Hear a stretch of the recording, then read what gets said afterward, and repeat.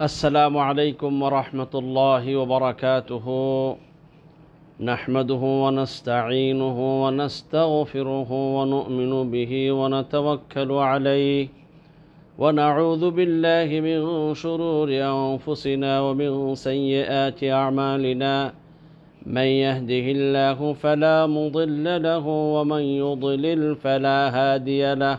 وأشهد أن لا إله إلا الله وحده لا شريك له وأشهد أن محمدا عبده ورسوله. أما بعد فأعوذ بالله من الشيطان الرجيم. ألم نشرح لك صدرك ووضعنا عنك وزرك الذي أنقض ظهرك ورفعنا لك ذكرك. اللهم صل على محمد وعلى آل محمد كما صليت على إبراهيم وعلى آل إبراهيم إنك حميد مجيد. اللهم بارك على محمد وعلى آل محمد كما باركت على إبراهيم وعلى آل إبراهيم إنك حميد مجيد. সম্মানিত আমার দ্বীনি ভাইরা, যে যেখানে বসে আমাদের এই প্রোগ্রাম দেখতেছেন সকলকে আন্তরিক মোবারকবাদ জানিয়ে আজকের এই ক্লাস শুরু করতে যাচ্ছি। সকল ভাইদেরকে প্রথমে একটি কথা স্মরণ করাই দিতে চাই। আজকে আমি যে বিষয়ে আলোচনা করতে যাচ্ছি এই বিষয়টি সম্পর্কে আমি অতীতে কোনো আলোচনা করি নাই। আজকে এই বিষয়টি নিয়ে এই প্রথমবার এই বিস্তারিত আলোচনা করতে যাচ্ছি। সকল ভাইদের কাছে আমার আকুল আবেদন থাকবে, যে যেখানে বসে এই প্রোগ্রামটা দেখতেছেন নিজেরা নিজেদের সাধ্য অনুযায়ী অন্য ভাইদের কাছে শেয়ার করে দিবেন। আশা করি আপনাদের এই শেয়ারের দ্বারা অনেক বিষয়ে আমরা আমাদের বিশ্ব নবী সম্পর্কে জানতে পারবো। প্রিয় ভাইয়েরা, আমি আজকে যে বিষয়ে কথা বলবো সেই বিষয়টি হলো, আমরা সবাই জানি এই কথা, আমরা সমস্ত মুসলমানরা এই কথা বিশ্বাস করি যে রাসূলুল্লাহ সাল্লাল্লাহু আলাইহি ওয়াসাল্লামকে আল্লাহ সুবহানাহু ওয়া তাআলা সৃষ্টিকুলের সর্বশ্রেষ্ঠ মর্যাদার অধিকারী করেছেন।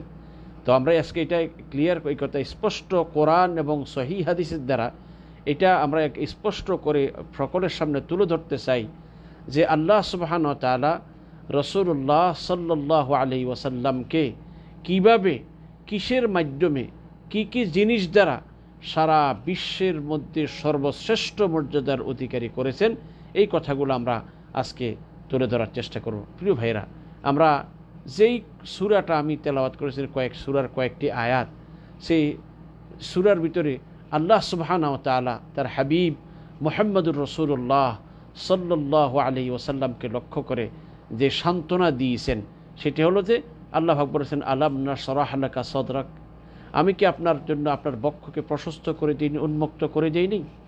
ওয়া ওয়াদা'না আনকা ওয়িজরাক, এবং আমি কি আপনার যে মানে বুক থেকে আপনার বোঝকে আমি কি সরাই দিইনি? অর্থাৎ এই নবুয়তের দায়িত্ব পাওয়ার পরে কিভাবে এই দাওয়াত তিনি সর্বস্তরে দিবেন, এইটা একটা তার চিন্তা, পেরেশানি ছিল।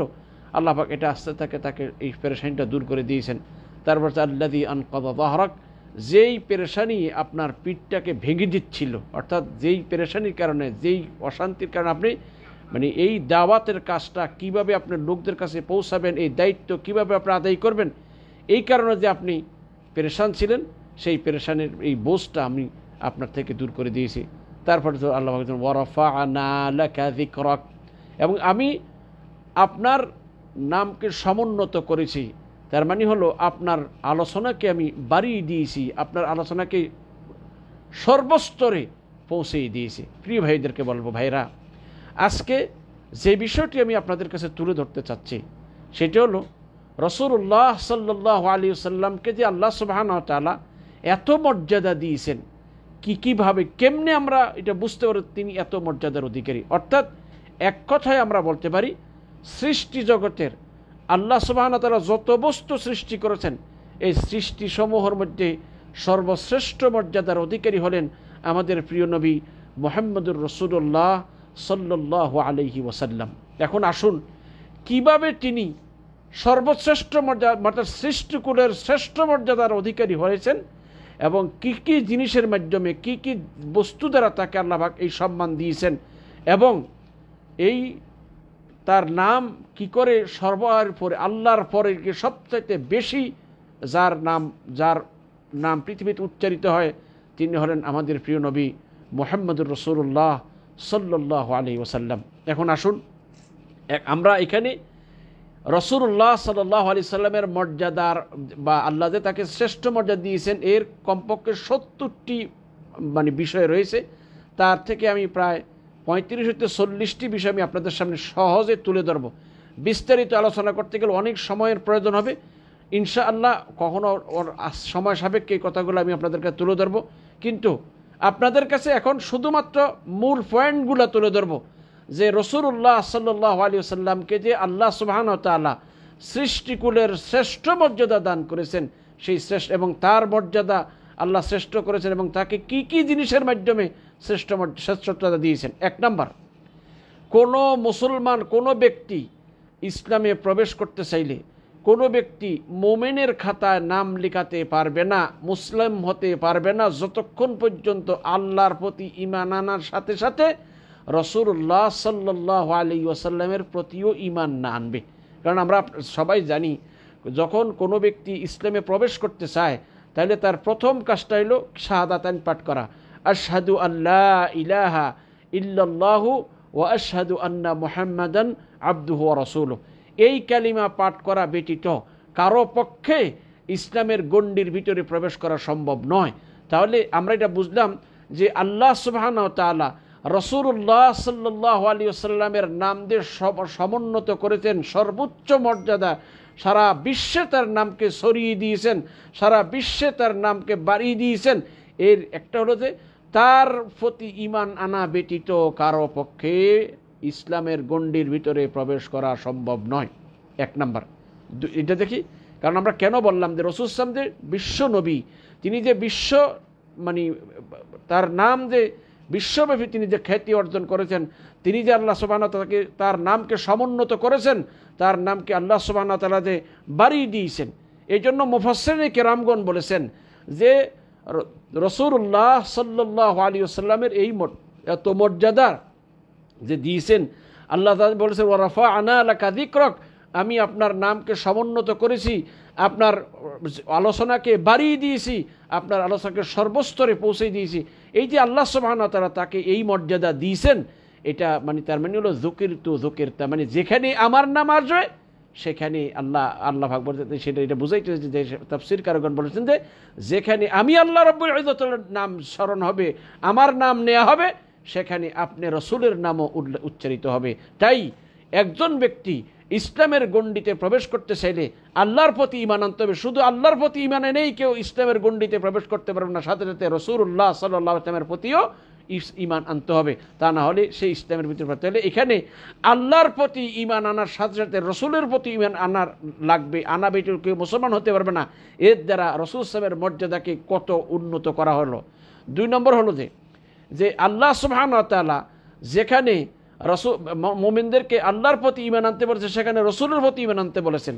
যেমন সূরা আন-নিসার 136 নং আয়াতে আল্লাহ বলেন ইয়া আইয়ুহাল্লাযীনা আমানু আমিনু বিল্লাহি ওয়া রাসূলিহি, হে ঈমানদারগণ তোমরা ঈমান আনো আল্লাহর প্রতি এবং তার রাসূলের প্রতি। তাইলে আল্লাহ সুবহানাহু ওয়া তাআলা আল্লাহর প্রতি ঈমান আনার সাথে সাথে রাসূলের প্রতি ঈমান আনার নির্দেশ দিয়েছেন। তাইলে বোঝা গেল যে কোনো ব্যক্তি আল্লাহর প্রতি ঈমান এনে শুধুমাত্র আল্লাহর প্রতি ঈমান এনে মুমিনের কাতারে পড়তে পারবে না যতক্ষণ পর্যন্ত রাসূলুল্লাহ সাল্লাল্লাহু আলাইহি ওয়াসাল্লামের প্রতিও ঈমান না আনবে। এটা রাসূল সাল্লাল্লাহু আলাইহি ওয়াসাল্লামের সম্মানকে বৃদ্ধি করে দিল যে আল্লাহর প্রতি যেমন ঈমান আনতে হবে রাসূলের প্রতিও তেমনি ঈমান আনতে হবে। এই দেখুন এই পৃথিবীতে রাসূলুল্লাহ সাল্লাল্লাহু আলাইহি ওয়াসাল্লামের নাম যে আল্লাহ সমুন্নত করেছেন, রাসূলুল্লাহ সাল্লাল্লাহু আলাইহি ওয়াসাল্লামের মর্যাদা দিয়ে বৃদ্ধি করেছেন, তার একটি বিষয় দেখুন। এই পৃথিবীতে প্রতিদিন সারা পৃথিবীতে কত কোটি কোটি মুয়াজ্জিন আজান দেয়। প্রত্যেকটা আজানের মধ্যে আশহাদু আল্লা ইলাহা ইল্লাল্লাহ বলার পরেতে আশহাদু আন্না মুহাম্মাদার রাসূলুল্লাহ, আল্লাহকে আল্লাহর একত্ববাদের আল্লাহর একের সাক্ষী দেওয়ার সাথে সাথে মুহাম্মদ সাল্লাল্লাহু আলাইহি ওয়াসাল্লাম আল্লাহর রাসূল এ কথা সাক্ষী দিতে হয়। আমরা যারা খুতবা, জুমার খুতবা, ঈদের খুতবা খুতবা দেই, এই খুতবার মধ্যেও যেখানে আল্লাহর নাম আসে সাথে সাথে মুহাম্মদ সাল্লাল্লাহু আলাইহি ওয়াসাল্লামের নামও আসে। নাহমাদুহু ওয়া নুসাল্লি আলা রাসূলিল কারীম, আমরা সব আল্লাহর প্রশংসা করছি এবং সাথে সাথে নবীর প্রতি দুরূদ পাঠ করছি। তাহলে যেখানে নবীর আল্লাহর নাম নেওয়া হয় সাথে সাথে নবীর নামও নেওয়া হয়। সেই জন্য এইটার মাধ্যমে এর মাধ্যমে আল্লাহ সুবহানাহু ওয়া তাআলা নবীর নামকে বৃদ্ধি করেছেন। আমরা ওযু করি, ওযুর পরে শাহাদাতান পাঠ করি, আশহাদু আল্লা ইলাহা ইল্লাল্লাহু ওয়া আশহাদু আন্না মুহাম্মাদান আবদুহু ওয়া রাসূলুহু। এই যে পাঠ করলাম আল্লাহর নামের সাথে সাথে নবীর নামে উচ্চারিত হয়েছে। এমনিভাবে প্রত্যেকটি নামাজের ভিতরে যেখানে আল্লাহর একত্ববাদের শিক্ষা দিয়ে সেখানে রসুলের প্রতি শাহাদাত পাঠ করা হয়, সাথে সাথে রসুলের প্রতি দুরূদ পাঠ করা হয়। যেমন আমরা আত্তাহিয়াতু আশহাদু আল্লা ইলাহা ইল্লাল্লাহু ওয়া আশহাদু আন্না মুহাম্মাদান আবদুহু ওয়া রাসূলুহু, এটা আমরা বলি। সেখানে আল্লাহর রসুল আল্লাহর একত্ববাদের সাক্ষী এবং রসুল ইসলামের রিসালাতের সাক্ষী দেওয়া হয়। সাথে সাথে রাসূলুল্লাহ সাল্লাল্লাহু আলাইহি ওয়াসাল্লামের প্রতি দুরূদ পাঠ করাটাও নামাজের একটা অংশ, নামাজের একটা পাঠ। এছাড়া আমরা সবাই জানি এই পৃথিবীতে কেউ যদি ইমানের পরিপূর্ণতায় পৌঁছতে চায় তাহলে কোনো ব্যক্তির পক্ষে ইমানের পরিপূর্ণতায় পৌঁছা সম্ভব হবে না রাসূলুল্লাহ সাল্লাল্লাহু আলাইহি ওয়াসাল্লামকে নিজের ছেলে সন্তান এমনকি নিজের জীবনের চাইতেও বেশি ভালোবাসা ব্যতীত। তাইলে 5 নম্বর আমরা বললাম আল্লাহ সুবহানাহু ওয়া তাআলা রসুলকে যে মর্যাদাবান করেছেন, রসুলের নাম যে সমুন্নত করেছেন, এর একটা হলো যে আল্লাহ সুবহানাহু ওয়া তাআলা রসুলের মহাব্বতে পরিপূর্ণ মহাব্বত ব্যতীত, অর্থাৎ রসুল ইসলামকে নিজের সন্তান সন্ততি সকলের সাথে অধিক ভালোবাসা ব্যতীত কারো পক্ষে ইমানের পরিপূর্ণতায় পৌঁছা সম্ভব নয়। এমনিভাবে কোনো দোয়া, 6 নম্বর, কোনো দোয়া আল্লাহ সুবহানাহু ওয়া তাআলার নিকট কবুল হবে না, আল্লাহর নিকট উঠানো হবে না যতক্ষণ পর্যন্ত নাকি বিশ্ব নবী মুহাম্মদ রাসূলুল্লাহ সাল্লাল্লাহু আলাইহি ওয়াসাল্লামের প্রতি দুরূদ পাঠ করা না হবে। তাহলে এর দ্বারা বোঝা গেল আল্লাহ যে রসুলের মর্যাদা দিয়ে সকলের সৃষ্টিকুলের শ্রেষ্ঠ মর্যাদা অধিকার করেছেন, এই জায়গায় আর অন্য কাউকে আর বসার নাই। আল্লাহ রব্বুল ইজ্জতুল জালালের কাছে প্রার্থনা করবে, এই প্রার্থনা আল্লাহ কবুল করবেন না তার হাবিব মুহাম্মদ রাসূলুল্লাহ সাল্লাল্লাহু আলাইহি ওয়াসাল্লামের প্রতি দুরূদ পাঠ করা না হয়। কারণ আল্লাহ রসুল বলেছেন যে ব্যক্তি ইন্নাদ দুআ মাওকুফুন বাইনাস সামাই ওয়াল আরদ লা ইয়াসআদু মিনহু শাই হাত্তা তুসাল্লি আলা নবিয়িক। রাসূল সাল্লাল্লাহু আলাইহি ওয়াসাল্লাম বলেছেন সমস্ত দোয়া এই আসমান আর জমিনের মধ্যে ঝুলন্ত অবস্থায় থাকবে, কোনো দোয়া আকাশে উঠবে না যতক্ষণ পর্যন্ত তোমার নবীর প্রতি দুরূদ পাঠ না করবে। তার মানে বোঝা হলো আমার আর আপনার দোয়া যদি আল্লাহর কাছে মঞ্জুর করাতে চান তাহলে আল্লাহর গুণগান গাওয়ার পরে বিশ্বনবী মুহাম্মদ রাসূলুল্লাহ সাল্লাল্লাহু আলাইহি ওয়াসাল্লামের প্রতি দুরূদ পাঠ করলে আল্লাহ দোয়া কবুল করেন। যেই দোয়ার মধ্যে আল্লাহর দুরূদ পাঠ নাই সেই দোয়া আল্লাহর দরবারে উঠবে না। তাই এটা প্রমাণ করে যে আল্লাহ সুবহানাহু ওয়া তাআলা তার হাবিবকে কত মর্যাদা দিয়েছেন। এমনিভাবে আমি আর আপনি আমাদেরকে আল্লাহ সুবহানাহু ওয়া তাআলা আল্লাহর ইবাদতের জন্য বানিয়েছেন। আমাদেরকে মওত পর্যন্ত আল্লাহর ইবাদত করতে হবে। আমার আর আপনার ইবাদত আল্লাহর দরবারে ততক্ষণ পর্যন্ত কবুল হবে না যতক্ষণ পর্যন্ত আমাদের এই ইবাদত রাসূলুল্লাহ সাল্লাল্লাহু আলাইহি ওয়াসাল্লামের তরিকা মোতাবেক না হবে। তাই 7 নম্বর যেটা বললাম যে রাসূলুল্লাহ সাল্লাল্লাহু আলাইহি ওয়াসাল্লামের তরিকা মোতাবেক ইবাদত না হলে আমাদের কোনো ইবাদতেই আল্লাহর কাছে কবুল হবে না, মঞ্জুর হবে না। সেজন্য এর দ্বারা বোঝা গেল আমার আর আপনার ইবাদত আল্লাহর নিকট যদি মঞ্জুর করাতে হয় তাহলে আমাদেরকে জীবনের প্রতিটি ইবাদতে রাসূলুল্লাহ সাল্লাল্লাহু আলাইহি ওয়াসাল্লামের আদর্শকে, রাসূল ইসলামের তরিকাকে ফলো করে ইবাদত করতে হবে। কেননা রাসূল ইসলাম বলেছেন মান আমিলা আমালান লাইসা আলাইহি আমরুনা ফাহুয়া রাদ্দুন, যে ব্যক্তি এমন কাজ করবে যেটা আমাদের শরীয়ত স্বীকৃত নয়, আমাদের পদ্ধতি মোতাবেক নয়, সেটা মরদুদ, গ্রহণযোগ্য নয়। তাই এটা বোঝা গেল যে রাসূলুল্লাহ সাল্লাল্লাহু আলাইহি সাল্লামকে আল্লাহ মর্যাদাবান বানিয়েছেন। এটা একটা প্রমাণ যে তার আদর্শ অনুযায়ী, তার তরিকা অনুযায়ী, তার সুন্নত অনুযায়ী কোনো আমল যদি কেউ না করে সেই আমল যত সুন্দর হোক, যত বেশি হোক, এটা আল্লাহর কাছে গ্রহণযোগ্য হবে না। 8 নম্বর হলো যে আল্লাহ সুবহানাহু ওয়া তাআলা রাসূলুল্লাহ সাল্লাল্লাহু আলাইহি সাল্লামকে সারা বিশ্বের মানুষের জন্য একটা মডেল হিসেবে বানিয়েছেন, কুদওয়ায়ে হাসানা বানিয়েছেন। আল্লাহ পাক কোরআন কারীমে বলেছেন লাকাদ কানা লাকুম ফি রাসূলিল্লাহি উসওয়াতুন হাসানাতুন লিমান কানা ইয়ারজুল্লাহা ওয়াল ইয়াওমাল আখির ওয়া যাকারাল্লাহা কাসীরা। আল্লাহ রাব্বুল ইজ্জতুল জালাল বলতেছেন অবশ্যই তোমাদের জন্য রসুলের মধ্যে রয়েছে উত্তম আদর্শ। কাদের জন্য? লিমান কানা ইয়ারজুল্লাহ ওয়াল ইয়াউমাল আখির, যারা আল্লাহ এবং পরকালের প্রতি বিশ্বাস রাখে তাদের জন্য আল্লাহ সুবহানাহু ওয়া তাআলা বলেছেন যে বিশ্ব নবীর মধ্যে সর্বোত্তম আদর্শ রয়েছে। তাইলে রাসূলুল্লাহ সাল্লাল্লাহু আলাইহি ওয়াসাল্লাম আমাদের সারা বিশ্বের জন্য মডেল স্বরূপ। আমি আপনি আল্লাহর প্রিয় পাত্র যদি হতে চাই তাহলে রাসূলুল্লাহ সাল্লাল্লাহু আলাইহি ওয়াসাল্লামের এই আদর্শকে নিজের জীবনের আদর্শ বানাইতে হবে। আমাদের প্রতিটা কাজে রাসূল ইসলামকে আমাদের মডেল হিসাবে ব্যবহার করতে হবে, মডেল হিসাবে বানাতে হবে। তা না হয় আমার আপনার কোনো ইবাদতেই আল্লাহর দরবার কবুল হবে না। তাছাড়া 9 নম্বর হলো, যে ব্যক্তি রাসূলুল্লাহ সাল্লাল্লাহু আলাইহি ওয়াসাল্লামের আদর্শের বহির্ভূত কাজ করবে, যে ব্যক্তি রাসূলের নির্দেশের বহির্ভূত কাজ করবে, তার উপর ফিতনা আসার সম্ভাবনা আছে, আযাব, কঠিন আযাব আসার সম্ভাবনা আছে। আল্লাহ পাক বলেছেন, ফালইয়াহযারিল্লাযীনা ইউখালিফুনা আন আমরিহি আন তুসিবাহুম ফিতনাতুন আও ইউসিবাহুম আযাবুন আলীম। তাদের ভয় করা উচিত যারা রাসূলের নির্দেশের খেলাপ করে, বিরোধিতা করে, তাদের উপর কোনো ফিতনা না এসে বসে, না কোনো সব কঠিন শাস্তি না আসে। তাহলে বোঝা গেল আমার আর আপনি, আমাদের উচিত, আমরা যদি আমাদের কেউ যদি রাসূলুল্লাহ সাল্লাল্লাহু আলাইহি ওয়াসাল্লামের নির্দেশের বিপরীত কাজ করি তাহলে আমরা ফিতনার সম্মুখীন হব, আমাদের উপর কঠিন কোনো আযাব আসতে পারে।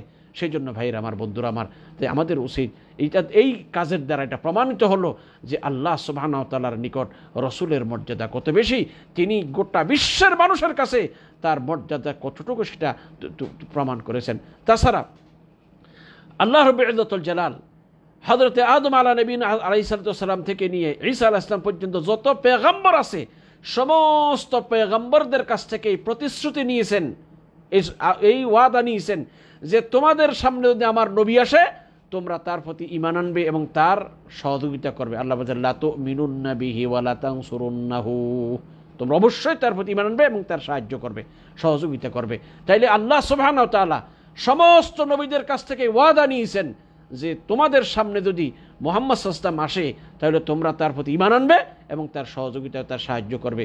এর দ্বারা প্রমাণিত হয় যে আল্লাহ সুবহানাহু ওয়া তাআলার কাছে রাসূল সাল্লাল্লাহু আলাইহি ওয়াসাল্লামের মর্যাদা কত বেশি। এটা সারা পৃথিবীতে রাসূলুল্লাহ সাল্লাল্লাহু আলাইহি ওয়াসাল্লামের ইহকালীন যে মর্যাদাগুলো আছে সেইগুলো আমি আপনাদের সকলের সামনে তুলে ধরলাম। ভাইয়ের আমার, এইভাবে আসুন। তাইলে এটার দ্বারা বোঝা গেল যে আল্লাহ সুবহানাহু ওয়া তাআলার কাছে রাসূলের মর্যাদা কত বেশি।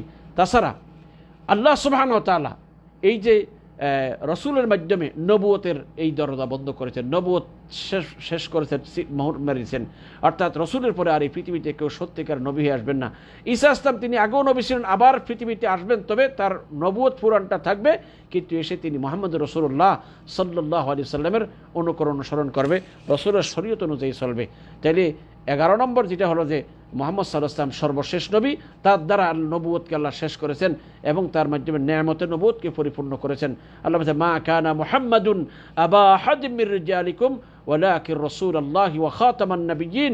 মুহাম্মদ সাল্লাল্লাহু আলাইহি ওয়াসাল্লাম তোমাদের কারো কোনো পুরুষ লোকের পিতা নয় এবং তিনি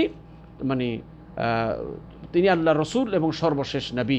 এই জন্য প্রিয় ভাইদের বলবো, এইটার দ্বারা প্রমাণিত হলো যে মুহাম্মদ সাল্লাল্লাহু আলাইহি ওয়াসাল্লাম আল্লাহ শ্রেষ্ঠ মর্যাদাকে তার মাধ্যমে নেয়ামত ও নবুয়তকে আল্লাহ পরিপূর্ণ করেছেন। তাছাড়া মুহাম্মদ সাল্লাল্লাহু আলাইহি ওয়াসাল্লামকে আল্লাহ পাক বলেছেন তিনি একজন মুমিনের জন্য তার নিজের সাথে, তার অন্য পিতামাতার সকলের সাথে বেশি নিকটতম আত্মীয়। অর্থাৎ একজন মুমিনের জন্য রাসূল আল্লাহর পরে এই পৃথিবীতে সবচাইতে বেশি আপন হলো মুহাম্মদুর রাসূলুল্লাহ সাল্লাল্লাহু আলাইহি ওয়াসাল্লাম। আল্লাহ পাক কোরআনে কারীম বলেছেন, আন-নাবিয়্যু আওলা বিল মুমিনিনা মিন আনফুসিহিম। আল্লাহ রাব্বুল ইজ্জতুল জালাল বলেছেন, নবী মুমিনদের কাছে নিজেদের চেয়েও ঘনিষ্ঠতর, আর তার স্ত্রীগণ কি তাদের মাতা স্বরূপ। এর দ্বারা বোঝা গেল যে কারণ রাসূল সাল্লাল্লাহু আমাদের কাছে আমাদের নিজেদের চাইতেও বেশি ঘনিষ্ঠ। কেন? কারণ তার অক্লান্ত পরিশ্রম, তার এই ত্যাগ যদি না থাকতো, তিনি যদি আমাদের প্রতি দয়া করে এই সমস্ত বিষয়, এই শিক্ষা আমাদেরকে দিয়ে না যেতেন, আমাদেরকে যদি এই জান্নাত আর জাহান্নামের পথ শেখানোর জন্য সমস্ত পথ আমাদেরকে বলে না দিতেন, তাহলে আমরা জাহান্নামের কয়লা বনে যেতাম। তাহলে আমাদের জন্য তিনি সবচেয়ে বেশি কাছের। আরেকটা জিনিস দেখেন, এই পৃথিবীতে মানুষ যারা, আমরা স্বাভাবিকত বুঝি এই পৃথিবীতে একজন মানুষ, ওইটাই বন্ধু তো তাকে বলা হয় যে আমার বিপদে আপদে কাজে আসে।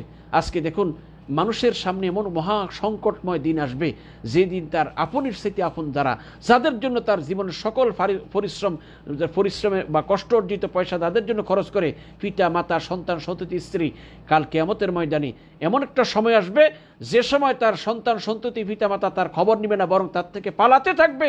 সেই সময় একজন মাত্র ব্যক্তি, যিনি আমাকে আপনাকে জাহান্নাম থেকে মুক্ত করার জন্য আল্লাহর নিকট কাকুতি মিনতি করবেন, আল্লাহর নিকট সুপারিশ করে আমাদেরকে জাহান্নাম থেকে বাঁচানোর চেষ্টা করবেন। এর চাইতে বড় দয়া আর কি হতে পারে? যখন আমার সবাই ফেলে যাবে, তখন যেই লোকটা এসে আমার মুক্তির জন্য কাজ করবে, এর চাইতে আপনার কি হতে পারে? তাই আল্লাহ রসুলের এই অক্লান্ত পরিশ্রমের বিনিময়ে আমরা আজকে দিনের নিয়ামত পেয়েছি, সঠিক পথ পেয়েছি, আমরা জান্নাতের আশা করতে পারি, জাহান্নাম থেকে বাঁচার একটা আশা আমাদের মনে আসছে।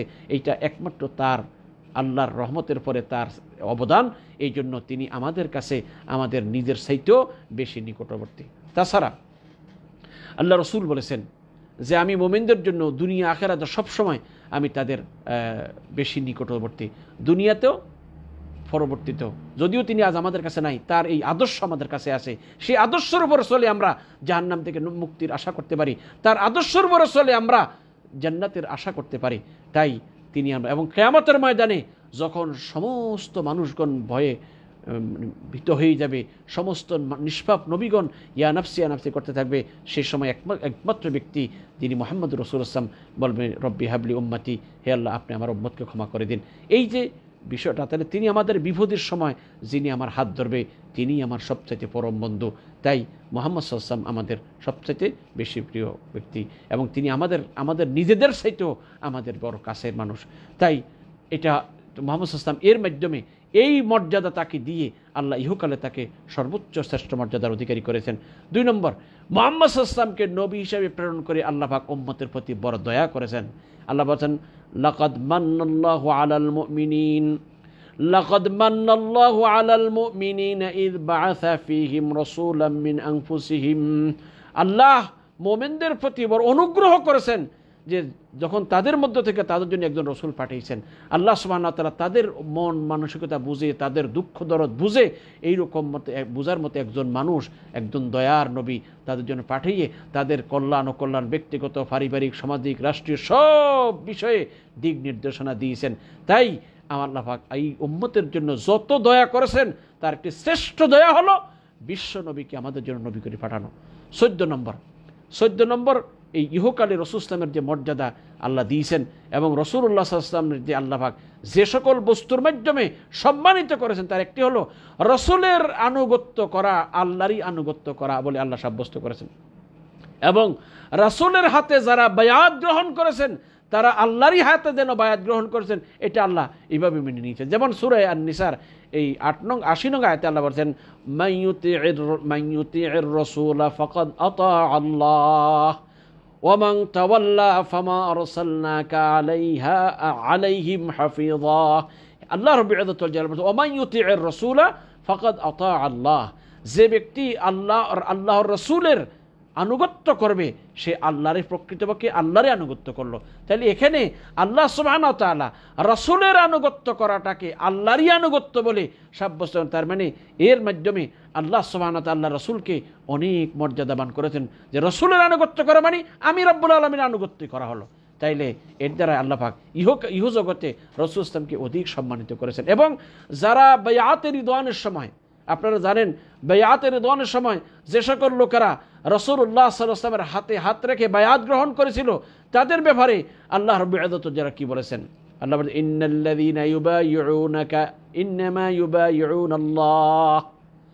নিশ্চয় যে সকল লোকেরা আপনার হাতে হাত রেখে বায়াত গ্রহণ করতেছে, শপথ গ্রহণ করতেছে, এরা আসলে আল্লাহর হাতে শপথ গ্রহণ করতেছে। মানে কি, রাসূলের হাতে হাত রেখে শপথ করা মানে আল্লাহর হাতে হাত রেখে শপথ করা। তাহলে এর দ্বারা মানে আল্লাহর রাসূলকে আল্লাহ কতটুকু মর্যাদা দিয়েছেন। ও মুসলমানেরা, একবার একটু চিন্তা করে দেখেন আল্লাহ পাক রাসূলকে কি মর্যাদা দিয়েছেন। এবং রাসূলুল্লাহ সাল্লাল্লাহু আলাইহি ওয়াসাল্লাম 15 নম্বর হলো রাসূলুল্লাহ সাল্লাল্লাহু আলাইহি ওয়াসাল্লামের আনুগত্য যে ব্যক্তি করবে, সে ব্যক্তি আল্লাহর দয়া লাভে ধন্য হবে। আল্লাহ বলেন, ওয়া আতিউল্লাহ ওয়ার রাসূলা ওয়া আতিউল্লাহ ওয়ার রাসূলা লাআল্লাকুম তুরহামুন। ও দুনিয়ার মানুষেরা, তোমরা আল্লাহর আনুগত্য করো আর রাসূলের আনুগত্য করো, যাতে করে তোমরা রহমত প্রাপ্ত হও। অর্থাৎ যে ব্যক্তি আল্লাহর পরে আল্লাহর এবং আল্লাহ রাসূলের আনুগত্য করবে, আল্লাহ তার প্রতি দয়া করবেন। তাহলে আমি আপনি আমরা সবাই যদি আল্লাহর দয়ার ভিখারি হই, আল্লাহর দয়া পেতে চাই, তাহলে আল্লাহর অনুসরণের সাথে আল্লাহর আনুগত্যের সাথে সাথে রাসূলুল্লাহ সাল্লাল্লাহু আলাইহি ওয়াসাল্লামের আনুগত্য আমরা যদি করতে পারি, তাহলে আল্লাহ আমাদের প্রতি দয়া করবেন। তারপরে এই 16 নম্বর হলো যে, অর্থাৎ যে সকল বস্তুর মধ্যে রাসূলকে উচ্চ মর্যাদা দিয়েছেন তার একটি হলো 16 নম্বর হলো যে রাসূলুল্লাহ সাল্লাল্লাহু আলাইহি ওয়াসাল্লামের আনুগত্য যে ব্যক্তি করবে তার ঠিকানা হবে জান্নাত। আল্লাহ পাক বলেছেন ওয়া মান ইউতিল্লাহ ওয়া রাসূলাহু ومن يطع الله ورسوله يدخله جنات تجري من تحتها الأنهار خالدين فيها وذلك الفوز العظيم ومن يطع الله ورسوله যে ব্যক্তি আল্লাহ এবং তার রাসূলের আনুগত্য করবে, আল্লাহ ইউদখিলহু জান্নাতিন তাজরি মিন তাহতিহাল আনহার, আল্লাহ সুবহানাহু ওয়া তাআলা তাকে এমন জান্নাতে প্রবেশ করাবেন যে জান্নাতের নিচে নহরসমূহ প্রবাহিত হবে, খালিদিনা ফিহা, তারা চিরকাল সেখানে থাকবে, ওয়াযালিকাল ফাউজুল আযীম, আর এটাই হলো মহান সফলতা। তাহলে এই আয়াতের দ্বারা স্পষ্ট হয়ে গেল যে ব্যক্তি আল্লাহর আনুগত্য করবে, রাসূলের আনুগত্য করবে, সে জান্নাতে যাবে। তাহলে জান্নাতে যাওয়ার একটা পথ হলো আল্লাহর পরে রাসূলের আনুগত্য করা। আমি যদি রাসূলের আনুগত্য করতে না পারি, তাহলে জান্নাতে যাওয়া সম্ভব নয়। কারণটা কি? قال رسول الله صلى الله عليه وسلم كل أمتي يدخلون الجنة إلا من أباه قيل ومن يأبى يا رسول الله قال من أطاعني دخل الجنة ومن عصاني فقد أباه। রাসূলুল্লাহ সাল্লাল্লাহু আলাইহি ওয়াসাল্লাম বলতেছেন, আমার সকল উম্মত জান্নাতে প্রবেশ করবে, তবে তারা নয় যারা জান্নাতে যেতে অস্বীকার করেছে। সাহাবায়ে কেরাম আশ্চর্য হয়ে গেলেন, ইয়া রাসূলুল্লাহ, কি আছে এমন যে জান্নাতে যেতে অস্বীকার করে? ক্বালা মান আতানি দাখালাল জান্নাহ, যে ব্যক্তি আমি নবীর অনুসরণ করবে সে ব্যক্তি জান্নাতে প্রবেশ করবে। ওমান আসানি ফাকাদ আবা, আর যে ব্যক্তি আমি নবীর অনুসরণ করবে না সে যেন জান্নাতে যেতে অস্বীকার করলো। তাহলে জান্নাতে যাওয়ার পথ হলো নবীর অনুসরণ। আর যদি নবীর অনুসরণ না করে নবীর আনুগত্য না করি, তাহলে মনে হয় আমি বুঝাইতেছিলাম যে আমি জান্নাতে যাইতে রাজি না। খেয়াল করে দেখছেন ভাইরা? তাহলে আল্লাহ সুবহানাহু ওয়া তাআলা যে সকল বস্তু দ্বারা রাসূল সাল্লাল্লাহু আলাইহি ওয়াসাল্লামকে সম্মানিত করেছেন, তার এটি একটা যে রাসূলের আনুগত্যের মাধ্যমে জান্নাত রয়েছে। আর রাসূলের নাফরমানি যারা করবে তারা জাহান্নামে যাবে। আল্লাহ বলেন ওয়া মান ইয়াসিল্লাহা ওয়া রাসূলাহু ওয়া ইয়াতাআদ্দা হুদুদাহু ইউদখিলহু নারান খালিদান ফিহা ওয়া লাহু আযাবুম মুহিন। আল্লাহ বলেন ওয়া মান ইয়াসিল্লাহা ওয়া রাসূলাহু, যে ব্যক্তি আল্লাহ এবং তার রাসূলের নাফরমানি করবে, ওয়া ইয়াতাআদ্দা হুদুদাহু, এবং তার সীমাকে লঙ্ঘন করবে, ইউদখিলহু নার, আল্লাহ তাকে জাহান্নামে প্রবেশ করাবেন, চিরকাল সেখানে থাকবে, আর তার জন্য লাঞ্ছনার অপমানের শাস্তি রয়েছে। তাহলে এর দ্বারা আল্লাহ রসুলের নাফরমানি করাটা এটা আল্লাহরই নাফরমানি, এবং আল্লাহ রসুলের নাফরমানি যারা করবে তারা জাহান্নামে যাবে। তাছাড়া আল্লাহ রাব্বুল ইজ্জতুল জালাল রাসূলুল্লাহ সাল্লাল্লাহু আলাইহি সাল্লামকে সমগ্র জগতের জন্য রহমত স্বরূপ প্রেরণ করেছেন। আগামী মঙ্গলবারে বা তারপর মধ্যে আমি আবার সময় পেলে রাসূলুল্লাহ সাল্লাল্লাহু আলাইহি সাল্লাম কিভাবে সারা বিশ্ববাসীর জন্য রহমত, তিনি এই মুসলিম অমুসলিম কাফের মুশরিক সবার জন্য রহমত, এটা কিভাবে কোরআন এবং সহিহ হাদিস ইনশাআল্লাহ এটা আমরা পরবর্তী দারাসগুলোর ভিতরে আমরা যেহেতু সামনের দারাসে রাসূল ইসলামকে আল্লাহ পাক পরকালে কি মর্যাদার মাধ্যমে, কিসের মাধ্যমে পরকালের সর্বোচ্চ আল্লাহর পরে সৃষ্টি জগতের সর্বোচ্চ মর্যাদা অধিকারী করেছেন, এটা আমরা আগামী সপ্তাহে দারাসে। আজকে শুধু ইহকালে কি কি জিনিসের মাধ্যমে আল্লাহ পাক আল্লাহ রসুলকে সর্বোচ্চ মর্যাদার অধিকারী করেছেন, সর্বোচ্চ সম্মানিত করেছেন, এটা আমরা আজকের এই দারাসের আলোচনা করব। তাহলে আল্লাহ রসুলকে আল্লাহ পাক বলছেন ওমা আরসালনাকা ইল্লা রাহমাতাল লিল আলামিন, হে নবী আমি আপনাকে সমগ্র জগতের জন্য আমি রহমত স্বরূপ প্রেরণ করছি। রাসূল সাল্লাল্লাহু শুধু আমাদের জন্য রহমত নয়, সারা পৃথিবীর যত গাছপালা তরুলতা জীবজন্তু যত আছে সকলের জন্য তিনি রহমত। আল্লাহ তাআলা ব্যতীত যত মখলুক আছে সমস্ত মখলুকের জন্য মুহাম্মদুর রাসূলুল্লাহ সাল্লাল্লাহু আলাইহি ওয়াসাল্লাম রহমত স্বরূপ। তাই বলবো যে এটা আমরা সামনের দারাসে ক্লিয়ার করে নিব কিভাবে তিনি আমাদের জন্য সকলের জন্য রহমত স্বরূপ হলেন। তারপর 19 নম্বর হলো যে তিনি এই উম্মতের জন্য একটা নিরাপত্তা, অর্থাৎ রাসূল ইসলাম জীবদ্দশায় দুনিয়ায় বেঁচে থাকতেই আল্লাহ পাক ওনার রসুলের জীবদ্দশায় আল্লাহর পক্ষ থেকে কোনো কঠিন শাস্তি আল্লাহ নাজিল করেন নাই। এই জন্য আল্লাহ ওয়া মা কানা আল্লাহু লিয়ুআযিবাহুম ওয়া আনতা ফীহিম, আর এমন আল্লাহ এমন নন যে তাদেরকে আযাব দেবেন এ অবস্থায় যে তুমি তাদের মধ্যে রয়েছে বা আপনি তাদের মধ্যে বিদ্যমান আছেন। অর্থাৎ আল্লাহ রসুল দুনিয়া জীবদ্দশায় তাদের উপরে কোনো বড় আযাব আসতে পারে না, যেহেতু আল্লাহ রসুল সেখানে রয়েছেন। তাইলে এটার দ্বারা বোঝা গেল যে রাসূলুল্লাহ সাল্লাল্লাহু আলাইহি ওয়াসাল্লামও উম্মতের জন্য একটা শাস্তির থেকে মুক্তির এক নিরাপত্তার মাধ্যম। তাছাড়া এই 20 নম্বর হলো যে এই পৃথিবীতে যত নবী রসুল এসেছেন সব নবী ও রসুলগণ কোনো কোনো এলাকা ভিত্তিক ছিল। বিশ্ব নবী বলতে পৃথিবীতে কোনো নবী ছিলেন না, একজন মাত্র বিশ্ব নবী, তিনি হলেন মুহাম্মদুর রাসূলুল্লাহ সাল্লাল্লাহু আলাইহি ওয়াসাল্লাম। অতীতের যত নবী ও রসুলগণ ছিল তাদের শরীয়ত একটা নির্দিষ্ট সময়সীমার মধ্যে শেষ হয়ে গেছে, কিন্তু মুহাম্মদুর রাসূলুল্লাহ সাল্লাল্লাহু আলাইহি ওয়াসাল্লামের প্রতি যে শরীয়ত এসেছে কিয়ামত পর্যন্ত যত মানুষ আসবে সকল মানুষের জন্য এই শরীয়ত প্রযোজ্য। এবং কোনো মানুষই রাসূল ইসলামের আবির্ভাবের পর থেকে নিয়ে কিয়ামত পর্যন্ত কোনো মানুষের জন্য জান্নাত লাভ করা সম্ভব হবে না রাসূলুল্লাহ সাল্লাল্লাহু আলাইহি ওয়াসাল্লামের শরীয়ত অনুযায়ী আমল করা ব্যতীত। অর্থাৎ রাসূল সাল্লাল্লাহু মাধ্যমে আল্লাহ যে শরীয়ত আমাদের কাছে দিয়েছেন সেই শরীয়ত অনুযায়ী আমল করা ব্যতীত পৃথিবীর কোনো মানুষের পক্ষে আল্লাহ সন্তুষ্টি লাভ করা সম্ভব নয়, আখিরাতের মুক্তি লাভ করা সম্ভব নয়, জান্নাত লাভ করা সম্ভব নয়। তাই এটা রাসূল সাল্লাল্লাহু আলাইহি ওয়াসাল্লাম বিশ্ব নবী, সমগ্র জগতের জন্য আল্লাহ তাকে নবী করে ফেলেছেন। আল্লাহ ওয়ামা আরসালনাকা ইল্লা কাফাতাল লিন্নাসি বাশীরান ওয়া নাযীরা, হে নবী আপনাকে আমি সমগ্র জগতের জন্য রাসূল করে প্রেরণ করেছি, আপনি সমগ্র জগতের মানুষের জন্য পীতি প্রদর্শনকারী এবং সুসংবাদ দানকারী। এনে ওয়ামা আরসালনাকা ইল্লা কাফাতাল লিন্নাস আই জামিআন নাস, সারা পৃথিবীর সকলের জন্য আপনাকে নবী। তিনি ইহুদিদেরও নবী, খ্রিস্টানদেরও নবী।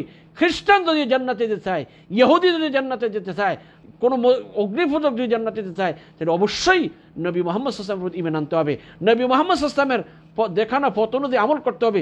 তা না হলে এই পৃথিবীতে কারো পক্ষে জান্নাতে যাওয়া সম্ভব নয়। মুসলিম শরীফে একটি হাদিস আছে, রাসূল সাল্লাল্লাহু আলাইহি ওয়াসাল্লাম বলেছেন, আল্লাহর কসম আমি আমার আবির্ভাবের পরে ইহুদি, খ্রিস্টান, অগ্নিপূজক যারাই আমার এই দাওয়াতের সংবাদ পেয়েছে তারা আমার প্রতি ঈমান না আনে সে জাহান্নামী, জাহান্নামী, জাহান্নামী। তাহলে জাহান্নাম থেকে মুক্তির জন্য রাসূলের প্রতি ঈমান আনা অবশ্যই জরুরি। 21 নম্বর হলো যে আল্লাহ সুবহানাহু ওয়া তাআলা রাসূলুল্লাহ সাল্লাল্লাহু আলাইহি ওয়াসাল্লামকে যে দ্বীন দিয়েছেন, যে কিতাব দিয়েছেন, এবং এটা হিফাজতের দায়িত্ব রয়েছে। এবং এর আগে যেটা আল্লাহ পাক বলেছেন যে আল্লাহ পাক যে কিতাব দিয়েছেন রসুলকে, সেই কিতাবের হেফাজতের দায়িত্ব আল্লাহ নিয়ে নিয়েছেন। অতীতের যত কিতাব, এই আরও 104খানা কিতাবের দিয়ে 103খানা কিতাব রসুলের পূর্বে এই পৃথিবীতে অবতীর্ণ হয়েছে, কিন্তু সেই কিতাবগুলো আর অবিকৃত নাই। এখন আল্লাহ সুবহানাহু ওয়া তাআলা রাসূলুল্লাহ সাল্লাল্লাহু আলাইহি ওয়াসাল্লামের নিকট যে কিতাব অবতীর্ণ করেছেন সেই কিতাবটাকে কিয়ামত পর্যন্ত অক্ষত রাখবেন, অবিকৃত রাখবেন, এই প্রতিশ্রুতি আল্লাহ দিয়েছেন। আল্লাহ পাক বলেছেন, ইন্না নাহনু নাযালনা যিকরা ওয়া ইন্না লাহু লাহাফিজুন, হে নবী আমি আপনার উপর যে কিতাব অবতীর্ণ করেছি এই কিতাব আমি এটার ইন্না নাহনু নাযালনা যিকরা ওয়া ইন্না লাহু লাহাফিজুন, আমি আপনার এই কোরআন অবতীর্ণ করেছি এবং এর হিফাজতের দায়িত্ব আমি রব্বুল আলামিন নিয়ে নিলাম। তার মানে হলো আল্লাহ সুবহানাহু ওয়া তাআলা এই কিতাবের হিফাজত করবেন। তাই আজ 1400 বছর পর্যন্ত পৃথিবীর ইসলামের শত্রুরা কত রকমের চেষ্টা করেছে রাসূলুল্লাহ সাল্লাল্লাহু আলাইহি ওয়াসাল্লামের আনিত এই শরীয়তকে এটারে করার জন্য, কিন্তু কখনোই এরা এর মধ্যে কোনো রকমের ফুটা দিতে পারে নাই, এখানে এটার কোনো খেয়ানত করতে পারে নাই, আল্লাহ হেফাজত করেছেন। 22 নম্বর হলো যে আল্লাহ সুবহানাহু ওয়া তাআলা রাসূলের হেফাজতের দায়িত্ব নিয়েছেন। আল্লাহ বলেন, ইয়া আইয়ুহার রাসূলু বাল্লিগ মা উনজিলা ইলাইকা মির রাব্বিকা ওয়া ইল্লাম তাফআল ফামা বাল্লাগতা রিসালাতাহু। আল্লাহ সুবহানাহু ওয়া তাআলা বলেন, ইয়া আইয়ুহার রাসূলু, হে রাসূল, বাল্লিগ মা উনজিলা ইলাইক, আপনার উপর যা অবতীর্ণ করা হয়েছে আপনি তা মানুষের কাছে কি করেন, পৌঁছাইতে থাকেন। ওয়া ইল্লাম তাফআল, আর আপনি যদি তা না করেন, ফামা বাল্লাগতা রিসালাতাহু, তাহলে আল্লাহর পাঠক দেওয়া প্রদত্ত রিসালাত আপনি কি করেন নাই, পৌঁছান নাই। ওয়াল্লাহু ইয়াসিমুকা মিনান নাস, মানুষের অনিষ্ট থেকে আল্লাহ আপনাকে হেফাজত করুন। সত্যিই তাই, পৃথিবীর অনেক মানুষ রসুলের ক্ষতি করার চেষ্টা করেছে, কিন্তু আল্লাহ পাক এই ক্ষতির থেকে মানুষকে রাসূল সাল্লাল্লাহু বাঁচিয়ে দিয়েছেন। কত রকমের চেষ্টা রসুলকে মেরে ফেলার জন্য, বিষ পান করানো হয়েছে, জাদু করা হয়েছে, তারপরে আরও কত রকমের কত দিক থেকে রসুলের প্রতি জুলুম করেছে, কিন্তু কোনো মতেই তারা তাদের কাজে সাকসেস হতে পারে নাই। আল্লাহ পাক রসুলকে বাঁচিয়ে নিয়েছেন। 23 নম্বর হলো যে আল্লাহ পাক আল্লাহ রসুলের সম্মানার্থে রসুলের জীবনের কসম করেছেন। আল্লাহ বলেন আমরুকা ইন্নাহুম লাফি সাকরাতিহিম ইয়ামাহুন, হে নবী আমি আপনার হায়াতের কসম করে বলছি এরা তাদের এই মস্তির মধ্যে এরা কি করে ঘুরপাক খাচ্ছে, তাদের নেশায় তারা ওই নেশার মধ্যে তারা ঘুরপাক খাচ্ছে। তার মানে হলো আল্লাহ সুবহানাহু ওয়া তাআলা রসুলের জীবনের কসম করে, রসুলের হায়াতের কসম করে আল্লাহ রসুলের মর্যাদাকে বৃদ্ধি করেছেন। এবং আল্লাহ পাক রসুল যে শহরে বসবাস করতেন সেই শহরের কসম করে, রসুল যে শহরে জন্মগ্রহণ করেছেন, যে শহরে ছিলেন সেই শহরের কসম করে আল্লাহ রসুলের মর্যাদা বৃদ্ধি করেছেন। আল্লাহ বলেছেন লা উকসিমু বিহাযাল বালাদ ওয়া আনতা হিল্লুম বিহাযাল বালাদ, আমি এই শহরের কসম করে বলছি। তার মানে মক্কা শহরের কসম করে আল্লাহ পাক বলেছেন। তাইলে আল্লাহ সুবহানাহু ওয়া তাআলা এই রসুলের শহরের কসম করে রসুলের মর্যাদা বৃদ্ধি করেছেন। তারপরে পৃথিবীতে যত নবীকে আল্লাহ পাক ডাকার প্রয়োজন মনে করেছেন, যখনই প্রয়োজন মনে করেছেন তাদেরকে তিনি তাদের নাম ধরে ডেকেছেন। কিন্তু মুহাম্মদুর রাসূলুল্লাহ সাল্লাল্লাহু আলাইহি ওয়াসাল্লামকে আল্লাহ সুবহানাহু ওয়া তাআলা কখনো ইয়া মুহাম্মদ এইরকম শব্দ দিয়ে কোথাও ডাকে নাই। অথচ অন্য সকল পয়গম্বরদেরকে যখনই ডাকার প্রয়োজন হয়েছে ইয়া শব্দ দিয়ে, হে শব্দ বলে ডেকেছেন। ইয়া আদম, ইয়া নূহ, ইয়া মূসা, ইয়া ঈসা, ইয়া ইব্রাহিম, এইভাবে সকলকে যখনই ডাকার প্রয়োজন হয়েছে তখনই তারা তাদের নাম ধরে ডেকেছেন। কিন্তু আমাদের প্রিয় নবী মুহাম্মদুর রাসূলুল্লাহ সাল্লাল্লাহু আলাইহি ওয়াসাল্লামের নাম কোরআনে কারিমে মুহাম্মদ নামে 4 বার এবং আহমদ নামে 1 বার কোরআনে কারিমে আছে, সেটা পরিচয়ের জন্য কিন্তু ডাকার জন্য নয়।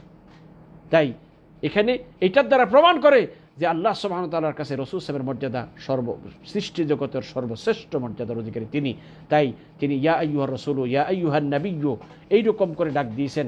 তিনি কখনো কি করেন নাই হে মুহাম্মদ এরকম বলেন নাই, বরং তিনি তো নিজে ডাকেন নাই, সারা পৃথিবীর মানুষকে সাবধান করে দিয়েছেন তোমরা একে অপরকে যেভাবে ডাকো সাবধান, আমার নবীকে তোমরা কেউ এভাবে ডাকবে না। আল্লাহ বলেন লা তাজআলু দুআ আর-রাসূলি বাইনাকুম কাদুআই বাযিকুম বাযা, তোমরা একে অপরকে পরস্পর যেভাবে ডাকো আমার নবীকে কেউ এভাবে ডাকবে না। সাবধান করে দিয়েছেন, না এইভাবে ডাকতে পারবে না। তুমি ইয়া রাসূলুল্লাহ এইভাবে ডাকবে, ইয়া নবী আল্লাহ এইভাবে ডাকবে। সাহাবায়ে কেরাম এইভাবে ডাকতেন, হে মুহাম্মদ এইভাবে বলতেন, ইয়া রাসূলুল্লাহ ইয়া নবী আল্লাহ এইভাবে ডাকতেন। তার মানে অন্য সকল লোকদের মতো চাচা কেমন আছেন, কাকা কেমন আছেন এইরকম নয়, বরং তাকে ইয়া রাসূলুল্লাহ ইয়া নবী আল্লাহ এইভাবে সম্বোধন করেছেন। তারা কেউ নাম ধরে ডাকেননি। তাছাড়া আল্লাহ সুবহানাহু ওয়া তাআলা 25 নম্বর 27 নম্বর যদি রসুলের আওয়াজের উপরে কারো আওয়াজ যেন না হয়। আল্লাহ পাক বলেছেন লা তারফাউ আসওয়াতাকুম ফাওকা সাউতিন নবী, নবীর আওয়াজের উপর যেন তোমাদের কারো আওয়াজ যেন উচ্চ না হয়। তার মানে হলো নবীর আওয়াজের নিচে যেন থাকে। এর মাধ্যমে নবীকে আল্লাহ পাক সম্মানিত করেছেন। তাছাড়া 28 নম্বর যেটা হলো যে আল্লাহ পাক সারা বিশ্বের জন্য নবীকে নূর হিসেবে বানিয়েছে, অর্থাৎ সারা বিশ্বের জন্য নবী হলো হেদায়েতের আলো, আমাদের জন্য পথ প্রদর্শক। আল্লাহ পাক বলেছেন ক্বাদ জাআকুম মিনাল্লাহি নূরুন ওয়া কিতাবুম মুবিন, আল্লাহর পক্ষ থেকে তোমাদের কাছে এসেছে নূর এবং স্পষ্ট কিতাব। রাসূলুল্লাহ সাল্লাল্লাহু আলাইহি ওয়াসাল্লাম এর অর্থ এটা না রাসূল সাল্লাল্লাহু নূরের তৈরি, তার মানে হলো রাসূল সাল্লাল্লাহু হলো একটা সারা বিশ্ববাসীর জন্য একটা দীপ্তিময় আলো, তারা সারা বিশ্ববাসীর জন্য একটা আলোর বার্তা নিয়েছেন। তিনি সারা বিশ্বের জন্য পথ প্রদর্শক, তাকে যেই ব্যক্তি অনুসরণ করবে সে কখনো পথভ্রষ্ট হবে না। তাই আল্লাহ পাক সারা বিশ্বের জন্য মুহাম্মদ রাসূলুল্লাহকে নূর বা আলো হিসাবে প্রেরণ করেছেন। 29 নম্বর রাসূলুল্লাহ সাল্লাল্লাহু আলাইহি ওয়াসাল্লামের পূর্বের পর ছোট আল্লাহ পাক যত আছে সবগুলো আল্লাহ ক্ষমা করেছেন। তিনি মাসুম, তিনি নিষ্পাপ, তার কোনো রকম ছোটোখাটো, তিনি তো কোনো কবিরা গুনাহ জীবনও করেননি। ছোটোখাটো চলার ক্ষেত্রে যদি ত্রুটি সাধারণ কিছু হয়ে থাকে এটাও আল্লাহ পাক সব ক্ষমা করে দিয়েছেন। কেননা আল্লাহ সুবহানাহু ওয়া তাআলা হাদিসে আছে কিয়ামতের ময়দানে লোকেরা যখন ঈসা ইসলামের কাছে যাবে, আদম থেকে শুরু করে ঈসা ইসলাম পর্যন্ত যাবে সুপারিশের জন্য, তখন বলবে যে আজকের এই জায়গাটা আমি নয়, তোমরা যাও মুহাম্মদ সাল্লাল্লাহু আলাইহি ওয়াসাল্লামের কাছে যাও, তিনি আজকে এইখানে সুপারিশ করে। কেননা তার পূর্বের পর সকল বলতে ক্ষমা করা হয়েছে, তার গুনাহ ক্ষমা করা হয়েছে। অতএব সবাই তারা রাসূল সাল্লামের নিকটে আসবেন। তার এটা বোঝা গেল যে রাসূল সাল্লাম এর আগের পিছের যত গুনাহ ছিল সব গুনাহ আল্লাহ পাক ক্ষমা করে দিয়েছেন, তিনি নিষ্পাপ বেগুনাহ। 30 নম্বর যেটা বলবো যে রাসূল সাল্লামকে আল্লাহ যে সকল বিশেষ গুণাবলী দিয়েছেন তার একটা হলো অন্য সকল লোকেদের, মানে রাসূল সাল্লামের একটা গুণ ছিল জাওয়ামিউল কালিম, মানে কি অল্প কথা বেশি অর্থ, অর্থাৎ অল্প কথা কম কিন্তু তার অর্থ অনেক বেশি, এমন বাক্য তিনি, এমন কথা তিনি বলতে পারতেন। তার অল্প ছোট্ট কথা বলেছেন কিন্তু এটার ব্যাখ্যা বিশ্লেষণ অনেক লম্বা। এটা অন্য কারোর পক্ষে সম্ভব না। তাই আল্লাহ রসুলকে এই বিশেষ মর্যাদা দিয়েছেন। তাছাড়া অন্যদের আগের জামানার লোকদের জন্য গনিমতের মাল হালাল ছিল না, রসুল ইসলামের জন্য উম্মতের জন্য হালাল করে দেওয়া হয়েছে। আগের জামানায় কোরবানি করার পরে কোরবানির গোশত হালাল ছিল, তাদের জন্য খাওয়া ছিল না, এটা কোরবানি জবাই করে ফেলে দিয়ে আসতে হইতো। এটা কবুল হলে আকাশ থেকে আগুন এসে জ্বলে যাবে, আর কবুল না হলে ফসে যাবে। আর আমাদের এই উম্মতের জন্য কোরবানির গোশত আমাদের জন্য খাওয়া হালাল করে দেওয়া হয়েছে। এমনিভাবে রাসূলুল্লাহ সাল্লাল্লাহু আলাইহি সাল্লাম যেন এমনি পূর্বের যুগের লোকদের জন্য যে কোনো জায়গায় মানে ইবাদত করলে হয়তো না, তাদের ইবাদতখানা দিতে হতো। আমাদের জন্য পৃথিবীর যে কোনো জায়গায় সালাতে রক্ত হবে, আশেপাশে মসজিদ নেই, আমরা সেখানে সালাত আদায় করতে পারবো। এমনভাবে অন্যদের পানি দ্বারা অজু করতে হতো, আমাদের জন্য তায়াম্মুমের বিধান রাখা হয়েছে।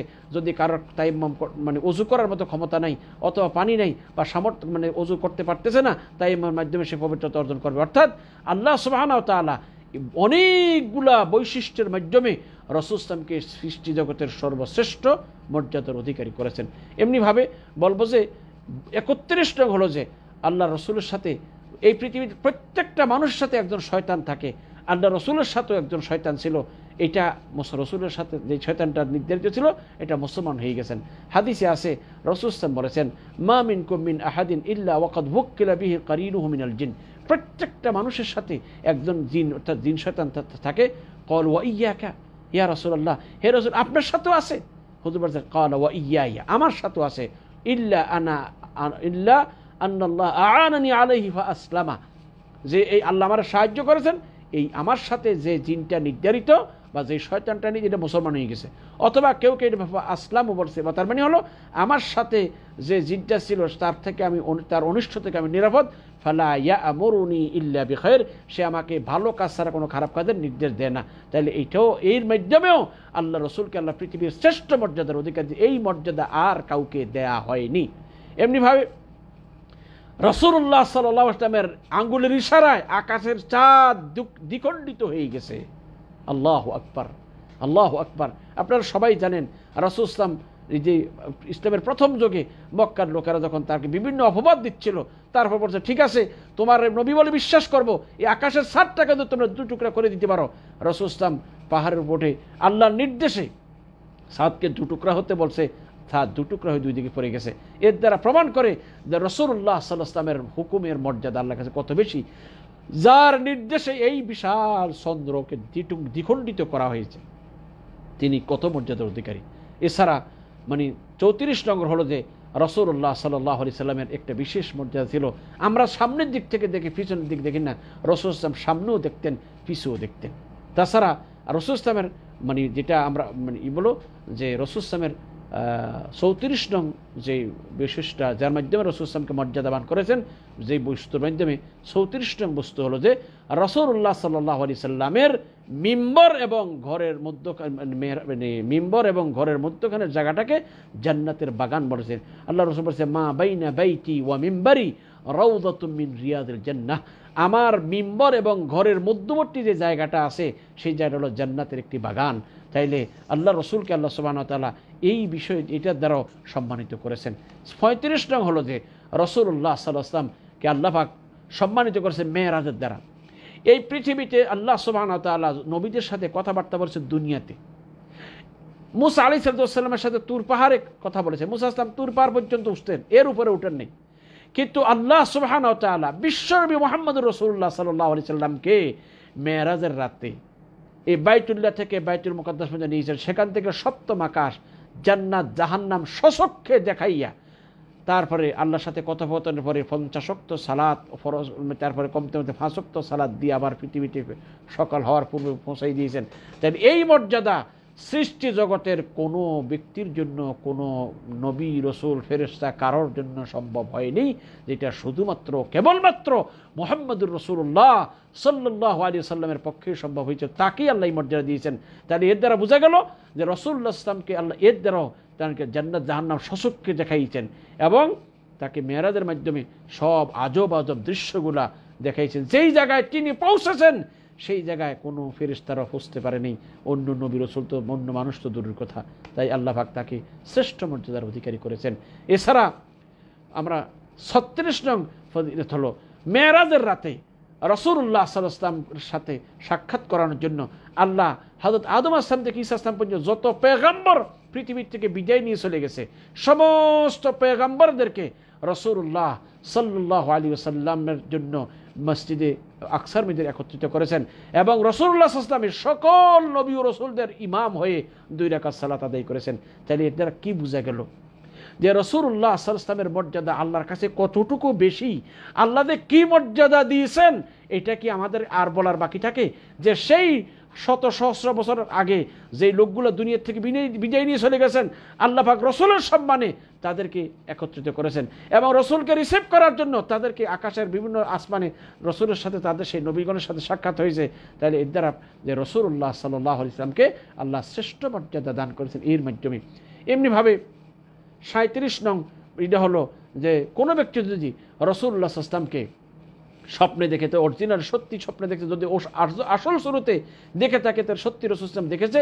কারণ শয়তান পৃথিবীতে সকলের সুরত ধরতে পারলেও মুহাম্মদুর রাসূলুল্লাহ সাল্লাল্লাহু আলাইহি ওয়াসাল্লামের সুরতের শয়তানের জন্য রাসূল সাল্লাল্লাহু আলাইহি ওয়াসাল্লামের সুরত ধারণ করা হারাম করে দেওয়া হয়েছে।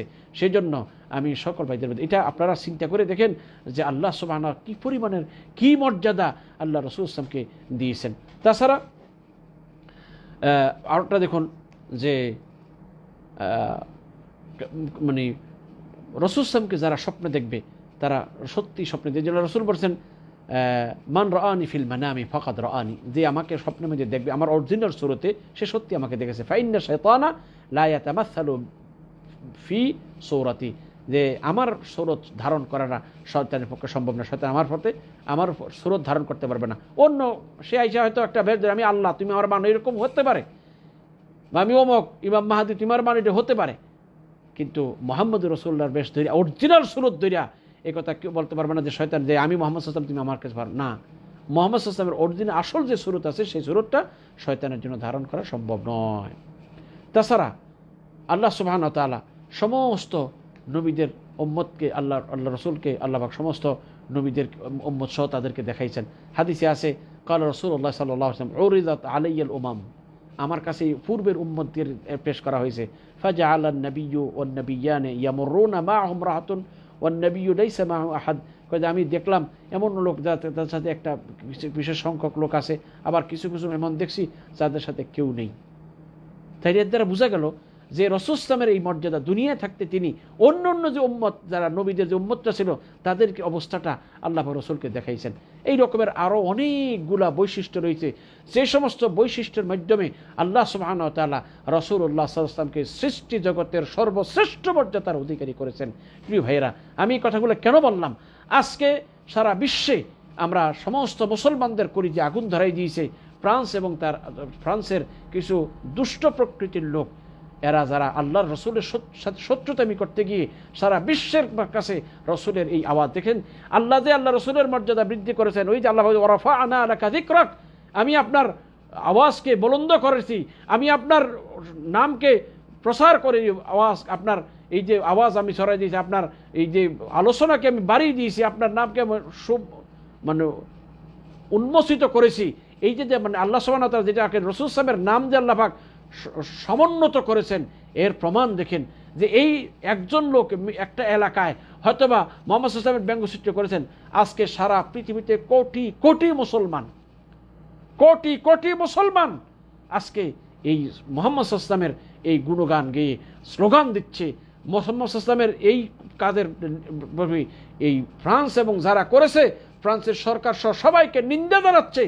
এর দ্বারা কি প্রমাণ হয় যে রাসূলুল্লাহ সাল্লাল্লাহু আলাইহি ওয়াসাল্লামের নাম ওরা মিটাইতে চেয়েছে, কিন্তু রাসূলুল্লাহ সাল্লাল্লাহু আলাইহি ওয়াসাল্লামের নাম মানুষের মনে আরও মজবুতির সাথে গেড়ে গেছে। বরং যারা রাসূলের প্রতি মানে যারা এদের প্রতি ভালোবাসা কম ছিল, তারাও এখন এই অপমানের করতে চেষ্টা করার কারণে তাদের অন্তর নবীর ভালোবাসার জোয়ার এসেছে, তারা এটা নিন্দা জানিয়েছেন। সারা বিশ্বের এমনকি অনেক অমুসলিমরা পর্যন্ত এর নিন্দা জানিয়েছেন। তাইলে তারা ফ্রান্সের একটা এলাকায় রসুলকে অপমানিত করতে চেয়েছে, আল্লাহ সারা বিশ্বে রসুলের নাম লক্ষ লক্ষ কোটি মানুষের মুখে প্রচার করেছেন। তাইলে মানুষ চেষ্টা করলেও আল্লাহ যে আলোকে প্রজ্বলিত করতে চায় এই আলো কেউ নিভাতে পারবে না।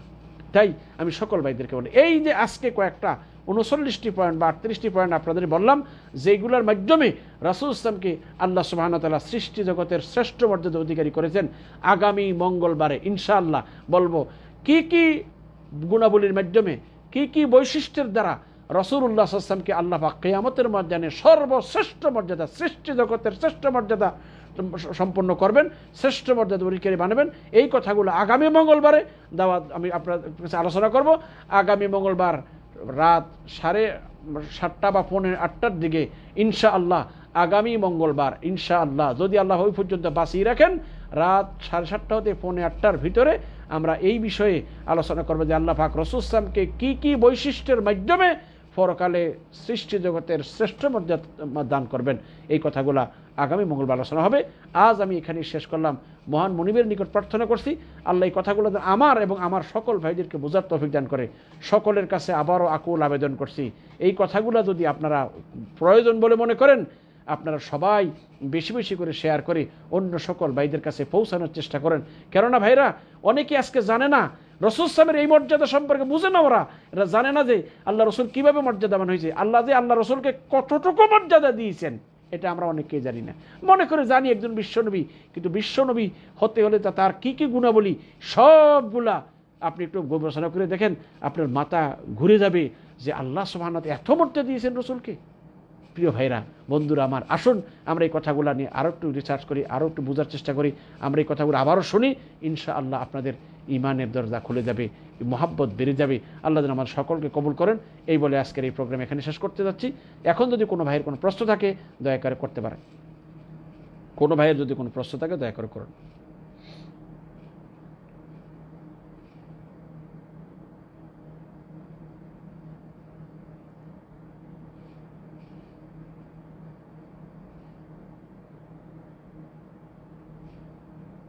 প্রিয় ভাইরা, আমার একজন ভাই আনিসুর রহমান ভাই, তিনি প্রশ্ন করেছেন যে ভাই মানুষ বলে যে নবীকে সৃষ্টি না করলে নাকি দুনিয়া সৃষ্টি করতেন না। ভাই এই কথাটা আল্লাহ বলেন, রাসূল বলেননি। এটা একটা কবি বলেছেন, লাউলা কালামা খালাকাল আফলাকা খালিকুহা, আপনাকে যদি আল্লাহ না বানাইতেন তো পৃথিবীর কিছুই সৃষ্টি করতেন না। কিন্তু আল্লাহ বলেন ওমা খালাকতুল জিন্না ওয়াল ইনসা ইল্লা লিয়াবুদুন, আমি মানুষ আর জিনকে সৃষ্টি করেছি আমার ইবাদতের জন্য।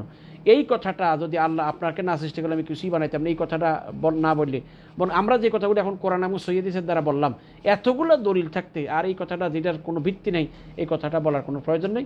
আমরা বলবো যে আল্লাহ পাক আল্লাহ রসুলকে শ্রেষ্ঠ মর্যাদা, সৃষ্টি জগতের শ্রেষ্ঠ মর্যাদা দান করেছেন।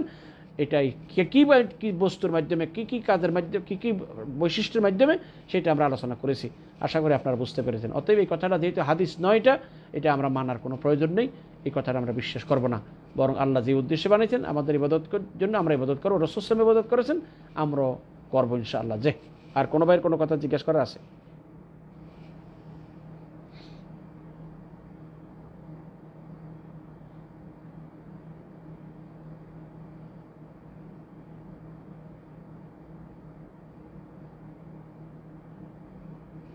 আমার একজন ভাই আবার প্রশ্ন করছে, আনিসুর রহমান ভাই, যে আমি অনলাইনে দেখলাম, মানে ইউটিউবের মাধ্যমে যে দেখছি একজন ব্যক্তি, একজন হুজুর হয়তো একটা জিনকে জবাই করতেছে।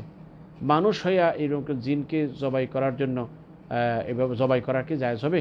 উত্তর, আমি বলবো যে ভাই, জিনকে যারা জবাই করে এটা বলে দাবি করে, ভাই আসলে আমরা তো কিছুই জানি না, শুধু সব চোখের সামনে ওরাই মাটিতে জবাই করতেছে, কি করতেছে এটা দেখতেছে, ওরাই জানে, আমরা কিছু হাকিকত কিছু জানি না। তবে এটুকু বলবো যে জিন হোক আর কাউকে এইভাবে হত্যা করার অধিকার কাউকে দেওয়া হয়নি।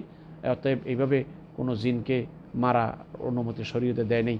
যারা এইগুলো মারতে বলতেছে, এগুলো হয়তো বা বাড়িওয়ালার একটা সান্ত্বনা দিচ্ছে, আদৌ কি সে মারতেছে কিনা বা সে এগুলো দেখে কিনা বা জানে কিনা, এটা আল্লাহ ভালো জানে। আসলে অদৃশ্য জিনিস এগুলো, আমরা শুধু তাদের কথাই বিশ্বাস করতেছি। তবে এতটুকু বলবো যে এই কাজটা আমরা একজন মানুষ হইয়া এইভাবে জিনকে হত্যা করার অধিকার আল্লাহ আমাদেরকে অন্যায়ভাবে কাউকে দেননি। অতএব আমরা এই কাজ করতে পারবো না, যে এটা আমার জন্য জায়েজ হবে না। আর কোনো ভাইয়ের কোনো জিজ্ঞেস করার কিছু আছে? ভাইরা কেউ প্রশ্ন করেন না, কারণটা জানি বুঝলাম না, নারাজ না কি আমি বুঝি না। কারো কাছে কোনো কিছু জিজ্ঞেস করার থাকলে ভাই দয়া করে জিজ্ঞেস করুন।